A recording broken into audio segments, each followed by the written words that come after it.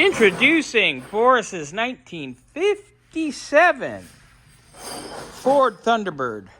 This car has been stored next door at Desert Drive for a while now, and it's been noted that it does leak trans fluid, but it came right from another shop who did the engine and trans reseal, from my understanding, over to Desert Drive. So we're going to do a little inspection, and we will go from there.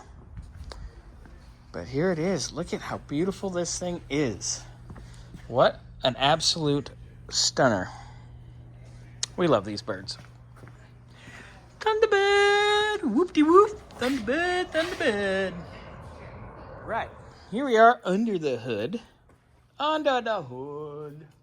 Do-do-do-do. Under the hood. Anyway. Not bad. Not bad. Not too shabby. Looks really nice. Really well done.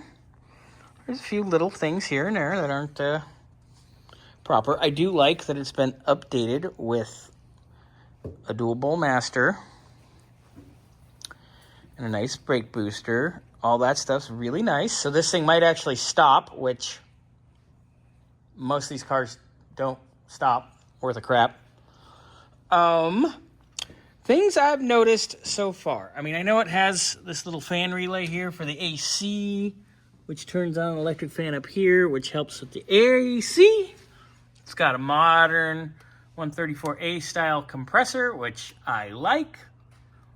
I have no qualms about that.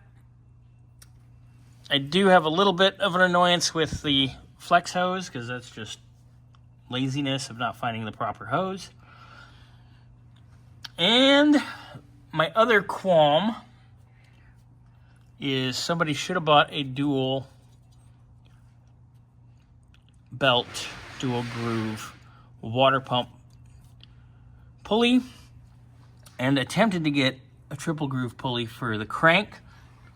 And if they couldn't, then at least run a belt separate for the compressor, because this is a lot of load and it's gonna slip. We had this problem with Williams Mustang, and that was a fun bracketry battle.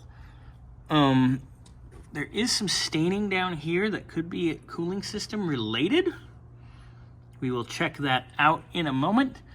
My other qualm is someone put an additional spacer on the fan, and now the fan is too far in the shroud. That's actually going to hinder cooling.